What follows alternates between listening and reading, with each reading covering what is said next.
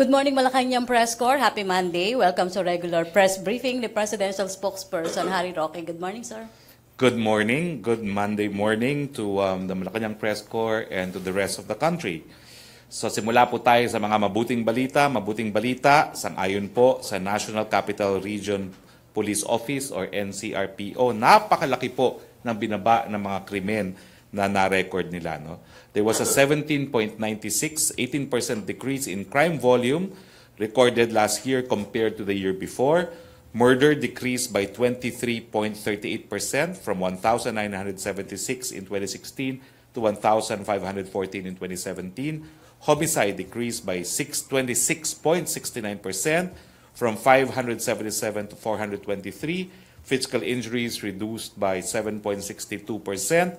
From 4,830 to 4,462, and rape decreased by 17.49% from 1,098 to 906 incidents. Robbery decreased by 16.04% from 3,603 to 3,025. Theft decreased by 19.92% from 8,059 to 6,454. Carnapping decreased by almost 50%, 48.9%.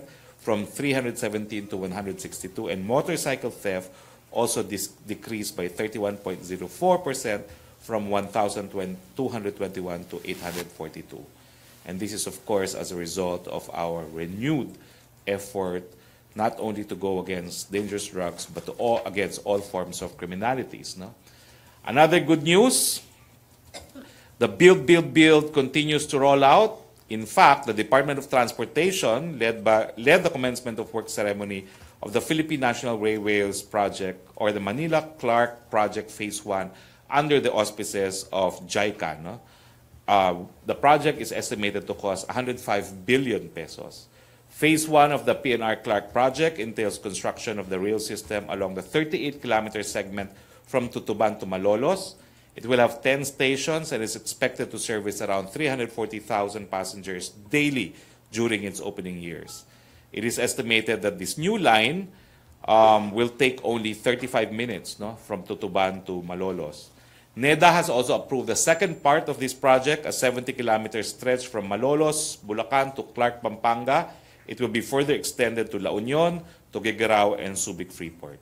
We expect itong Phase 1 ng PNR project, Tutuban to Malolos, to be completed in 2021, and the Phase 2, Malolos to Clark, by 2022. Another good news, we're pleased to inform our kababayans abroad that the Overseas Filipino Bank is set to open this week on January 18.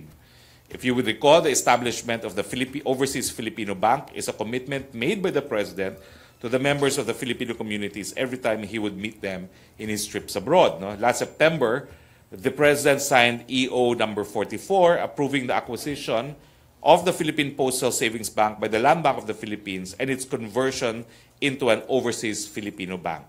We recognize the contribution of our overseas Filipinos to our economic growth we're now enjoying, and related to this, we acknowledge their financial needs. We therefore aim to provide financial and remittance services tailored to the needs of our kababayan.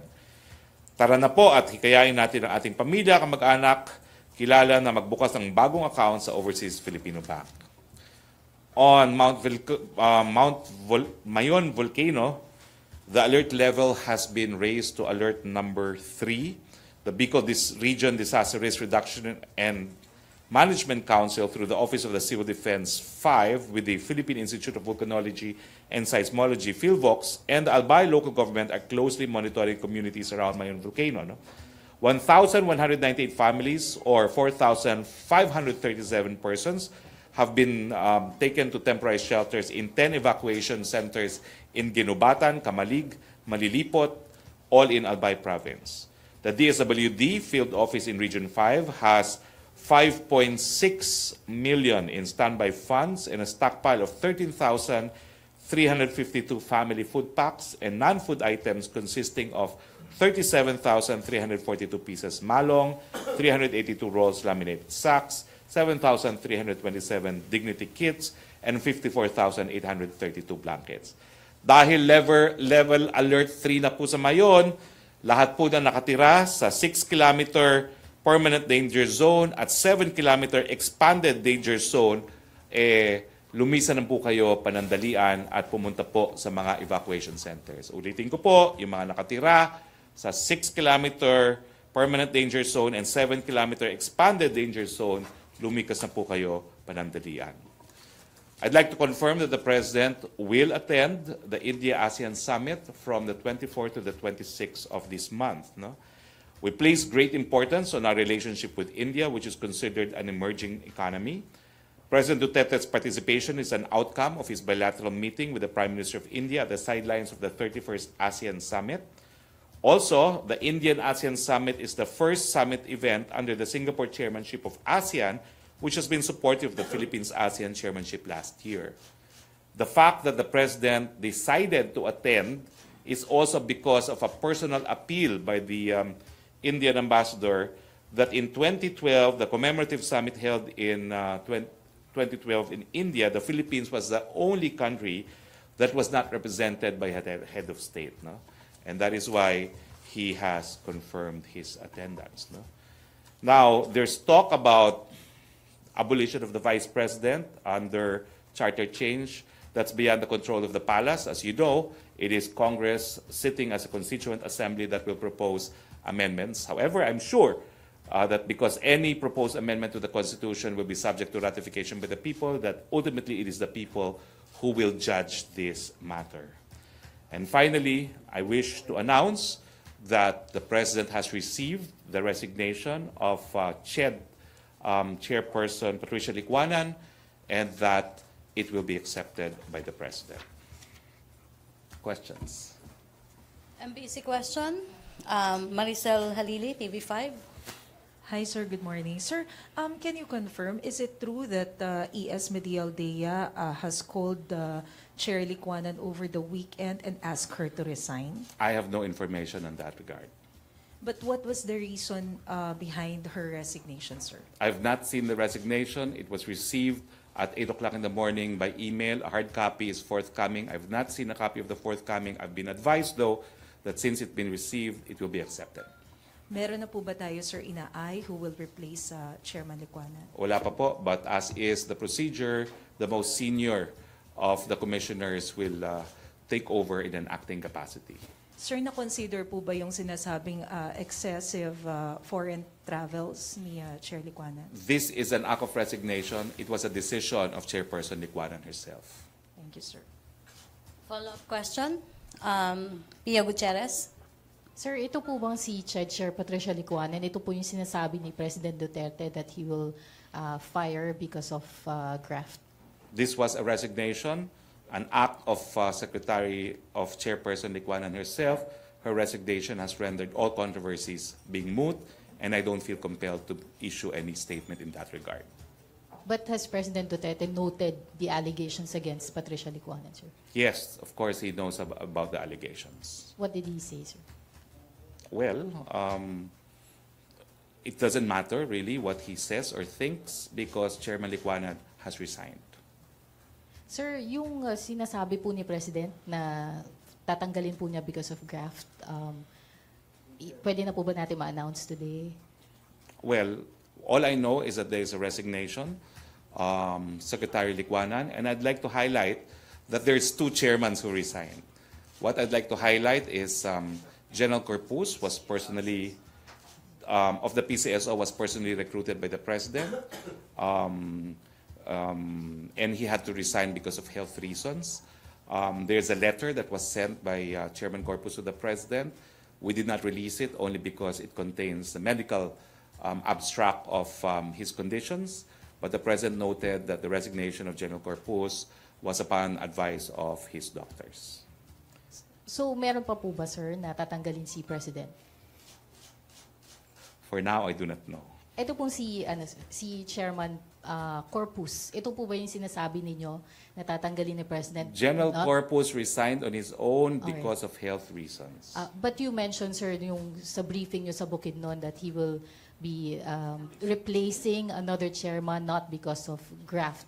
Yes, not because of graft. So, ito, sir, you were referring to Chairman Corpus. I was referring to Chairman Corpus was not the chairman that the president wanted to remove because of a graft. He resigned voluntarily because of health reasons, and in fact, the president accepted that resignation, that irrevocable resignation, because the resignation was upon the advice of General Corpus. So, sir, si Chairman Licuanan yung tinutukoy niyo, sir? Again, as I said, all controversies about Licuanan has been rendered moot by her resignation. Sir, any other announcement kung sino pa yung tatanggalin? None ni for President? now. Alright, thank you. Jopel? Microphone, please, Pia. Thank you. Sir, follow up ko lang po yung dun sa tatlong general, sir, na tatanggalin daw po. May go signal na po ba kung pwede ng pangalanan? Wala pa po sa akin, but I'll be the first to receive the information and you would be the first to report on it. Sir, pero automatically wala na po sila, sir. Well, I think the investigation has been concluded and it's a matter of being announced. Lanesca? I'm sorry. Sir, follow up, sorry. Follow up lang, sir. Pero ongoing yung for what ground yung pagtanggal sa kanila, All sir? for cause. Okay, sir, thank you. Follow up, Lanesca? Other issue. Follow up? Okay. Tanong ko muna yung tanong ni Belia Cariaso on excessive trips. Kasama daw sa masisilip yung lahat ng departments, including yung sa PCOO officials. I have no idea. But the President, in the one-on-one interview, has said that the cabinet members must seek his approval for their travels. No? Okay, thank you. Henry Uri? Secretary, good morning. May mga dating pinuno ng AFP at PNP, ilan ay mga general na humihiling na palayain si General Jovito Palparan dahil sa kanyang pakikipaglaban din sa mga NPA. Ito ho ba'y umabot na sa palasyo at ano ang sabi ng palasyo tungkol dito? Well, unang-una, hindi ko po alam kung umabot na yan sa palasyo. Pangalawa, he is being detained pursuant to a warrant of arrest po. So it is the judicial process that will determine whether or not he can be freed. The President's options are limited. No? He cannot grant amnesty without the concurrence of Congress, and he can only grant pardon or parole after conviction. Okay. Kaugnay din po sa issue ng NPA, ano ho ang talagang sinabi ng Pangulo ba talaga doon sa gusto niya ba talagang makausap si Ginoong Joe Masison, pauwiin para magkausap daw sila ng one-on-one? Now, lalagay ko lang po siguro sa tamang konteksto. No? Kasi yung konteksto ng sinabi ng Presidente, ang tanong, ano ba talaga may pag-asa pa na mag-resume ang peace talks? At kung meron, ano yung gusto mong mangyari bago mag-resume ng peace talks? Ang sabi niya, kasi yabang ng mga NPA, gusto ko magpakumbaba sila. No? So the general answer is, kinakailangan muna magpapakumbaba ang NPA bago magpatuloy ang peace talks. No? And then, tinanong lang siya, si Joe Masison, kakausapin mo ba? O sige, pa one-on-one. No? Pero, in other words, contextually, it is not as if the President said he is willing to resume with peace talks after he talks to Joe Masison. No. What he said was kailangan magpakumbaba mo ng NPA. And the possibility of a one-on-one meeting was proposed by the journalist, and the President said, one-on-one, pwede siguro, but that is not a precondition for the resumption of peace talks. Hindi ho ang Pangulo mismo ang nagsabi na umuwi siya para magkausap silang dalawa? Hindi po. It's not as if the President wanted the talks as a precondition for resumption. No. Kailangan magpakumbaba muna yung NPA. And I will be releasing transcript of the NPA. Anong klaseng pagpapakumbaba, last Secretary? Anong klaseng pagpapakumbaba? Sabi kasi ng NPA talagang masyadong mataas ang paningin ng NPA sa kanilang mga sarili. No? At nandyan na rin yung usapin na gusto nila ng power sharing na imposible. No? So, he wants a general acknowledgement, no, na the NPA are human beings, are Filipinos, no? And that they respect, I guess, the sovereignty of the Philippines. Thank you. Follow up, Ace Romero. Secretary, so does this mean the President is not totally closing the doors to the peace talks? Well, you know, my remark has been famous. It is closed for now.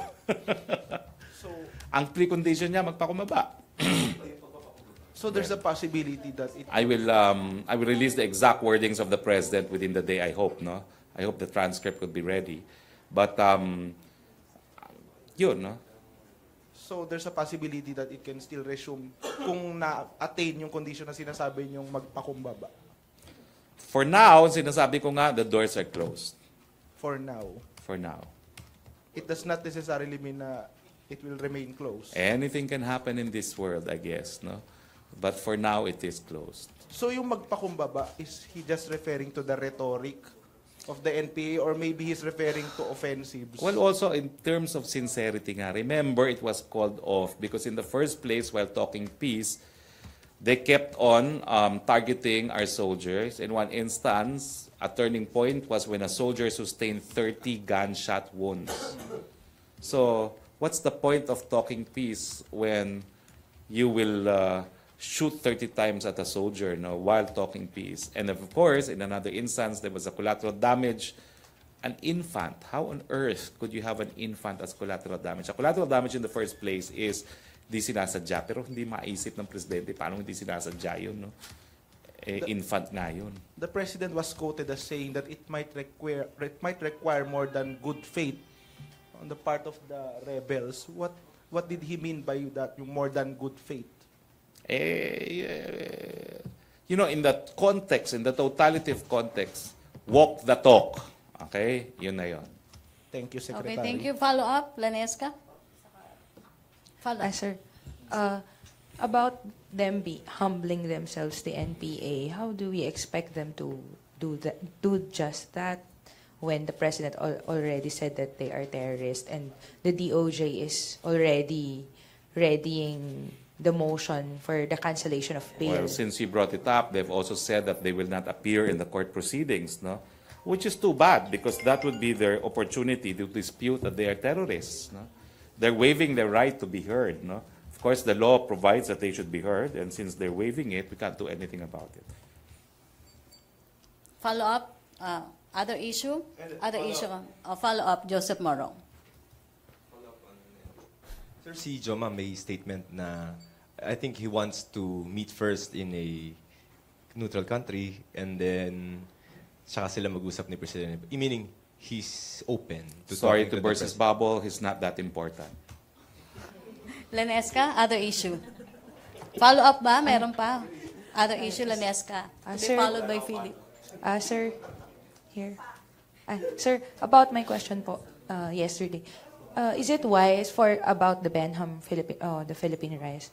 Is it wise for us to grant China the permit for a research in this area, considering China's long history of occupying our exclusive economic zone, disrespecting president- our EEZ, and also in the context of the JMSU before, when after that joint marine seismic undertaking, the aggression of China within our exclusive economic zone increased and even attacked our soldiers with our fishermen with water cannons. So, how would you describe this move of the DFA, sir? Is it wise, strategic? Because it doesn't appear that way. The president implements the law. When the law talks of sovereign rights, that includes the sovereign decision to share these sovereign rights with others. And this has been decided already by the Supreme Court in Labugal. So when you question the wisdom of the law, go to Congress. Because if this is not a wise move of the president, then a law could probably be enacted to prohibit it. But until Congress decides that it is unwise, the president is only the implementer of the law. He does not provide for wisdom of the law. That's how it is in our separation of powers. No?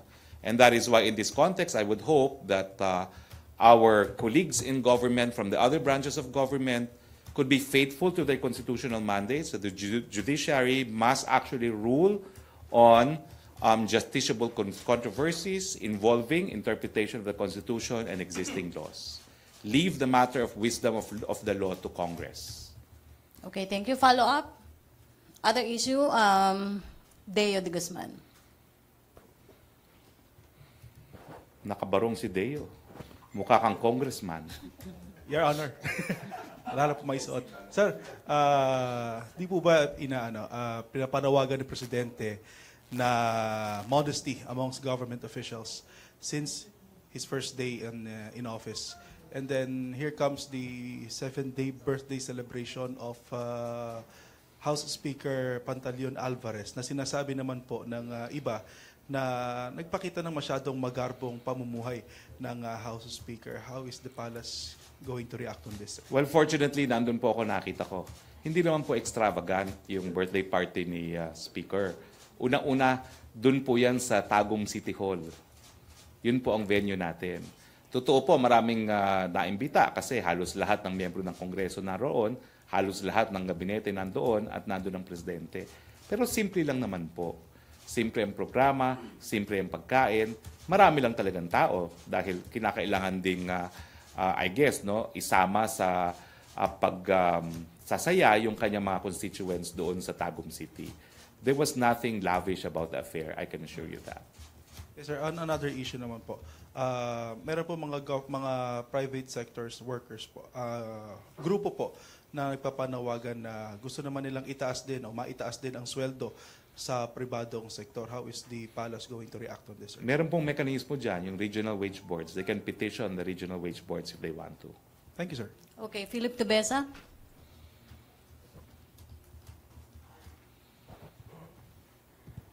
Sir, good morning. Specific Good morning, sir. dun lang sa issue nung sa Benham Rice.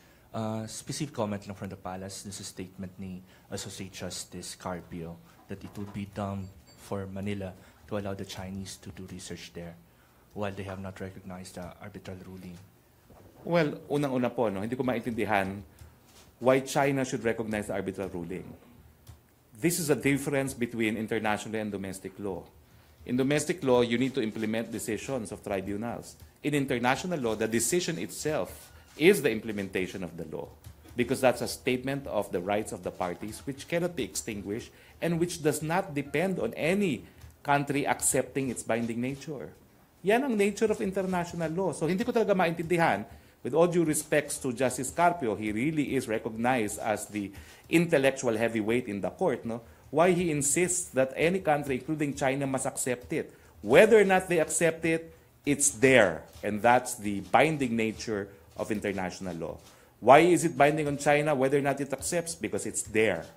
Secondly, ulitin ko po yung panawagan ko. Meron po tayong karapatan ng malayang pananalita, pero meron din po tayong kanya-kanyang katungkulan dito sa ating gobyerno ayon sa ating saligang batas. Yung issue po kung itong pagpapayag ng DFA na mag-survey ang dayuhan sa Benham Rice, isang bagay po ito na po pwedeng maidala sa kataas-taasang hukuman. Ang hinihingi lang po namin, pag dumating sa issue, dun po natin pagbutuhan at pagbigyan ng opinion. Pero sa ngayon po, respetuhin natin na sa ating saligang batas, ang foreign policy, ang presidente po at siyang architect pa rin ng ating foreign policy. At gaya ng aking sinabi kanina, wisdom of the law naman pertains to Congress. So, are we saying, sir, that we no longer expect Beijing to recognize yung arbitral ruling, or is it to be okay for us? I do not understand why you're even asking that, because the issue of whether or not China accepts the ruling is immaterial under international law. What is material under international law is it's there. And therefore, It's there. That's the unique feature of international law. Pero what You about- cannot deny what is there. pero what about, sir, implementation nun? What is there to implement? What is there to implement? The only issue is the issues presented. No? Is there such a thing as historic claims to historic waters? Tribunal said none. And who has the right to build artificial islands? The tribunal said they are located, some of them are located within our exclusive economic zone and it pertains to the Philippines. So, is it okay if the Chinese don't recognize it? Parang non-issue na lang ba yan? Under international law, it matters not what countries do with rulings which are accepted. Alam mo kasi, ang rulings ng arbitral tribunal, number one, the ruling of the UNCLOS, according to the UNCLOS itself, is binding on parties to the UNCLOS. Okay? Whether or not they accept the jurisdiction. Number two, it is considered a subsidiary means, a subsidiary source of international law, which means that it is evidence of the application of the relevant customary rule of international law. And when you talk of a customary norm of international law, it's binding on everyone whether or not they agree to it. So that decision, aside from being a treaty decision, is also a evidence that under customary law, the rulings of the arbitral tribunal are the binding legal principles, whether or not countries agree to it. So I do not understand why Justice Carpio belabors the point that China hasn't accepted it. In the first place, it's not for the Philippines to compel any state to accept it. If he can point to any mechanism by which we can compel a state to recognize anything, let me know. But the last I heard, sovereignty is they are entitled to think what they want. But China, sir, is a signatory of UNCLOS, di ba? Ano? China is a signatory of UNCLOS. That's what I said. No? The dispute settlement procedure of UNCLOS is clear. They have agreed to ad hoc arbitration in case they have not selected a mode of resolving disputes. The tribunal acquired jurisdiction, exercise jurisdiction, whether or not China will, according to the word of Justice Carpio, adhere to it is up to China. But as far as international law is concerned, it is there. So, sir, may value pa po ba para sa atin, for the Philippines, ang arbitral ruling? Of course, because it is there. It is subsidiary means of the relevant applicable principle under customary international law. It is a source of international law. Okay. Pag Thank hindi you. nyo pa naman nakuha ko yun, ewan ko na. Sir, Public International Law 101 na yan, ha? Lanesca, wait. One last lang, sir.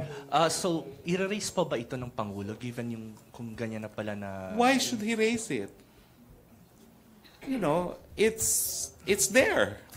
Hindi nyo nakikita na walang international police that will enforce these international decisions. What is the self-implementing nature of international law is the fact that the decision exists. That's it. Thank you, sir. Okay, last on Benham Rice. Sir, Lanesca. given that under existing laws, And we can... incidentally, I do not know the relevance really of the arbitral decision to Benham Rice because that's not part of the controversy. So to even confuse the arbitral decision with Benham Rice is wrong. It has never been contested. It was awarded to us by the UN Commission on the Extended Continental Shelf. You mentioned yun, yung 2012 na declaration ng UN of this Philippine rice being part of our extended continental shelf. Given that it is allowed for us to engage in a joint Of research. course. But When sir, you must say it be China? Why not other countries? Why China first? Because the President decided so as Chief Architect of Foreign Policy. I'm sure, as stated by Secretary Alan Cayetano, other countries, if they wish, may also apply. Have they applied? I do not think so. Okay, thank you, Lanesca. Other issue, Henry Uri. Microphone. On the charter change, Secretary, saan ho ba pabor ang Pangulo? That the Senate and the House voting separately or the Senate and the House voting I will ask jointly? him. You know, actually, in all candidness, it was my first time to know also that the President wanted a unicameral. I remember being asked about this, and I cited the PDP Laban draft, which called still for bicameral. It was in the one-on-one interview that I first heard him say it was unicameral. I will ask him, but I think I will see him already in the India trip, no? Unless I go. And some of another the one, may schedules. report na daw po ba sa Malacanang, umabot na ba yung report, may report na bang Department of Energy na may mga oil companies na nag-violate na sa sunod-sunod na pagtaas ng presyo ng langis?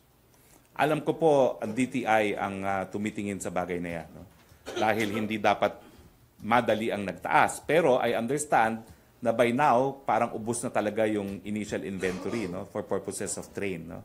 If that's what you're asking about. So may report na po sa inyo sa palasyo? Wala po. Wala pa po. But the DTI naman at their level is monitoring prices. No? All right. Thank Okay, you. thank you. From Ina Andolong first, sir. In an interview yesterday evening, you said admin will prioritize BBL first before Chacha, pero may previous statement si President Duterte na Chacha first before BBL, which echoes the stand of former CJ Reynato Puno. Just to clear, which one will really be prioritized? You know, I invite you all to read the transcript of the interview because it will verify that I have been speaking for and in behalf of the President. The President wants to enact BBL first. In his words, mahirap na kung magsimula ang charter change para mapatupad pa yung BBL. So he is clear he wants BBL enacted. In fact, well, the discussion on EOT was on a completely separate context, and that was on charter change.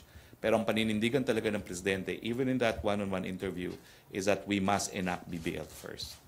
Okay, thank you, sir. Joseph Morong, microphone. Next, Henry. Sir, I guess yung question kanina was on the mode of changing the charter, CONAS or CONCOM. Well, malinaw na po ngayon. Mukhang CONAS na, nagdesisyon na ang Kamara, no? Hindi naman para sa Presidente pagdesisyonan niya. Okay. So yung sa At sumasang-ayon din ng Presidente dahil yan naman po ay ang pinaka-economical na paraan. No? And given that, ano ng papel ng EO10? Because that's Advisory naman po talaga ang EO10. It is ultimately Congress that will determine what it will propose by way of revisions to the people. Has he appointed members? He says, he knows who will constitute and that they will be available to Congress if Congress wishes to listen to them. Sir, what did he say about the proposal of the federal system? Kasi medyo maliit yung number niya, 50 as opposed to 400 plus 3 senators per region as per the BBB. That's what he said. He wants about 50 representatives. Why only 50?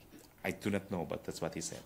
Okay. So sir, sa transitory provision nung sa PDP, hindi kasama sa document eh. But si Attorney Lambino, who's the Vice President for International Affairs, said that they can elect all the members in 2019 except for the President who may be able to finish his term until 2020. Ano bang hanggang kailan siya? 22. Well, wala pong He will nasabi. have a role in the... Wala pong sinabi si Presidente, but I will have to repeat what he says. He's willing to serve out his term until 2022, absolutely against extending his term, maybe willing to cut short his term. Okay, thank you, Joseph. Rose Novinario, microphone. Maricel, paabot ng microphone kay Rose. Na-late ka, Rose, wala ka sa iyong chair. Kamunti ka na ma-absent. Traffic. Good morning, sir. Sir, anong klase pong sincerity yung hinihintay ng Administrasyong Duterte sa parte po ng kilusang komunista para po umusad uli yung usapang... Yung sinseridad na kapag makikipag-usap ng kapayapaan, hindi babarilin ng 30 beses ang isang sundalo. Yun na So, yun. ano yun, parang ceasefire talaga po? Bilateral? Yun na nga nung Pasko, nag-ceasefire. May mga instances na nambulabog pa sila na ating kasundaluhan. No? Pero po nung panahon po ni dating Pangulong Fidel Ramos, umuusad po yung usapang pangkapayapaan kahit po walang ceasefire, kahit po nagbabakbakan sila. Tuloy po yung peace talks. Rose, alam naman natin wala rin nangyari doon sa peace talks na yun. So, ayaw niyo pong mangyari uli yung ganon? Kasi naman, kung walang good faith, and good faith is always the cornerstone of all agreements, wala talagang po pwedeng papagkasunduan. Sir, may naikwento po si Presidente kung ano po yung assurance sa kanya ni Professor Joma Sison yung kanilang pag-uusap ng panahon ng ceasefire. Sabi po niya sa Mindan News interview, nakausap daw po niya si Joma Sison. Wala po siya naikwento kung ano yung pag-usapan nila. Hindi po recently yan. Siguro dati pa. Baka nung professor pa niya si Joma Sison. Ewan ko ba. Pero meron po silang direct communication, di ba? Ewan ko po, I dispute that. Walang hawak na telepono ni Presidente, paano sila magkakaroon ng direct communication? Ganun ba? Kasi siya nagsabi, si Presidente nagsabi nun eh. Sa interview niya sa Mindan News nung Friday, na nakausap niya. Wala siyang sinabi noon. Nandun ako sa interview kaya nga sumama Pero ako lumabas sa interview. po sa isang broadsheet na may sinabi Wala ng po Presidente. na ganung sinabi ng Presidente. As I said, Rose, before you arrive, I will release the transcript either today or tomorrow. Okay. Thank you. Hindi naman ako nagtatype noon. Kayo talaga, oh. Texting nga lang, I'm so bad, patatype niyo pa ako. No, because you have to remember, you have to respect also that was an exclusive interview. So, kayo naman, weekend naman yun, no? Pabayaan nyo na yung mga transcribers, kayo talaga. No, if you want, I can release the audio tape and listen to it for 2 hours. Raymond Tinasa? Kita mo? Good nun, sir. Sir, para mapunta lang sa dapat kinaukulan yung, lalo yung sa train, yung additional 200 pesos na cash transfer. Kasi wala bang balak i-review ang Duterte administration yung polisiya at patakaran ng pag-select ng mga beneficiaries ng CCT. Kasi hanggang ngayon ay marami pa napupolitika pa rin dahil marami yung mga nandoon na hindi naman dapat dahil kumpare ni Kapitan kasi mga barangay captains yun na namimili. Tapos yung mga nararapat na mga poorest of the poor ay hindi naman sila, yung mga karamihan, hindi tumatanggap ng conditional cash transfer. Para lang totoong mapakinabangan naman yung mga benepisyo mula sa gobyerno, sir. Ipararating po natin yan kay Acting Secretary Leco. Para yung sistema ba ng pamimili at hindi ipapaubaya sa mga, lalo sa barangay level yung pag-select. Right after this, I will call Acting Secretary Leco. Thank you, sir. Okay, questions? No more? Okay, Danesca.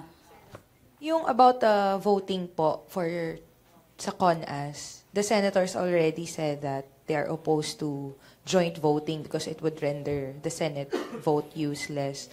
Considering that the Constitution is silent about it, what would be, as a lawyer, what would be the safer action to take I do not given know. this existing provision, sir?